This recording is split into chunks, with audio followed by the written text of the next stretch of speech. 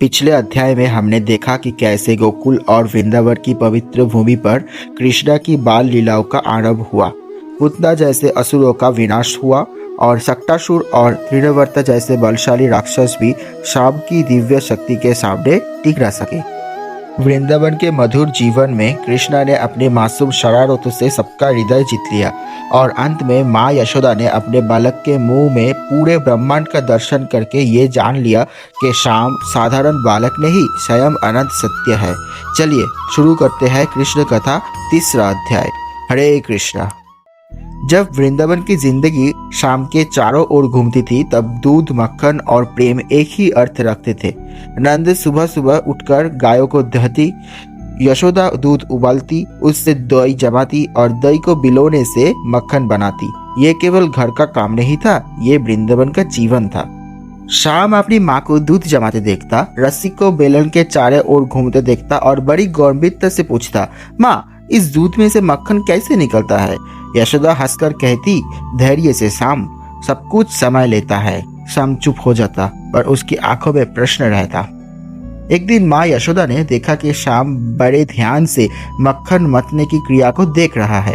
रस्सी आगे पीछे चल रही थी, मटकी घूम रही थी और धीरे धीरे दूध से मक्खन अलग हो रहा था।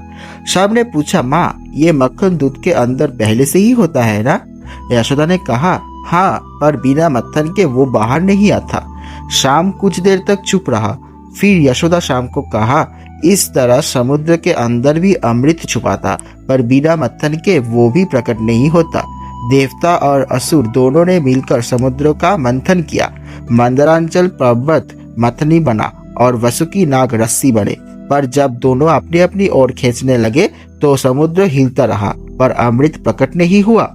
तब विष्णु ने अक्कू पर कछुआ के रूप धारण किया, पर्वत को अपनी पीठ पर स्थिर किया और कहा, सिर्फ बल से नहीं संतुलन से ही अमृत मिलता है।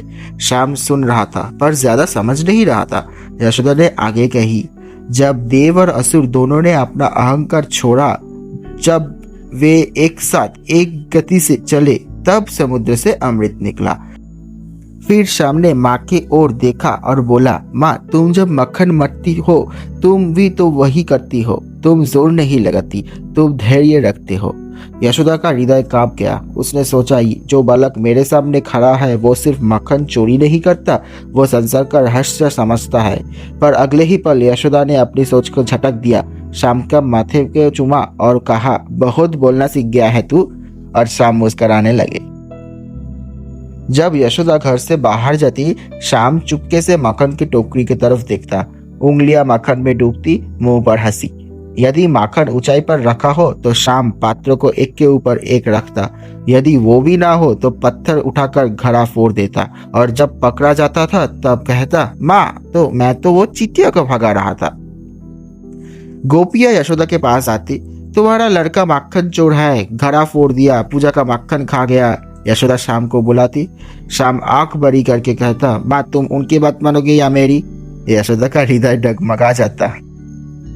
एक दिन यशोदा ने हाथ उठाया पर शाम का मुंह देखकर उनका हाथ थम गया। उस मुंह में ना था भय ना था लज्जा, सिर्फ विश्वास था। यशोदा उसे सीने से लगा लेती। शाम जब माखन चोरी करता वो अकेला नहीं खाता था, बानरों को देता, दोस्तों को देता, बच्चों को देता। ये माखन चोरी नहीं, ये बांटना था, दोस्ती के हाथ बांटना था। शाम का रंग शाम था, बालराम गोर थे, दूध सफेद, माखन उजला और शाम कृष्ण वर्णा। ये विरोध नहीं, ये ही संतुलन था।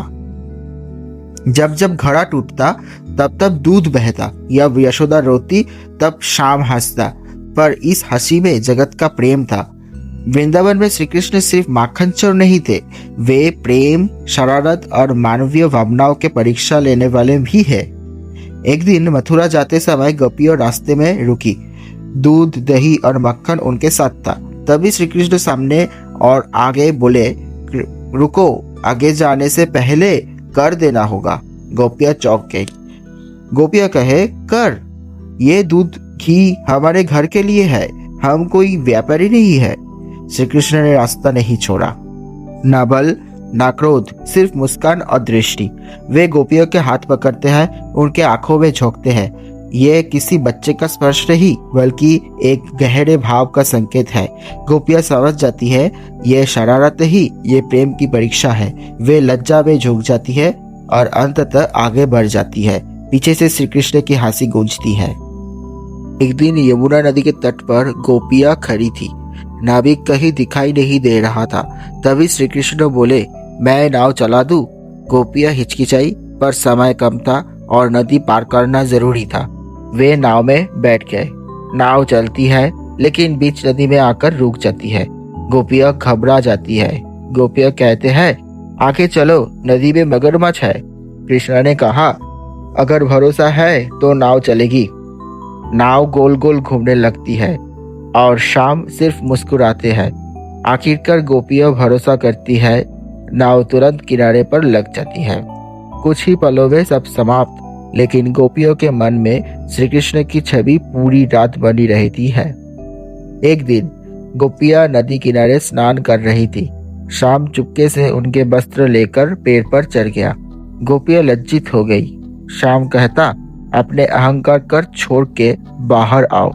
गोपियां हिचकिचाता है, पर आखिरकार शाम के आंख में अपने निर्वस्त्रता के लज्जा का जगह अपने मन, तन और हृदय के विवाद से मुक्ति मिलने का अवसर देखने का पानी से बाहर आए और किंचित शंकित होकर नहीं, पर उसके लीला के प्रेम में मोहित होकर बाहर आए।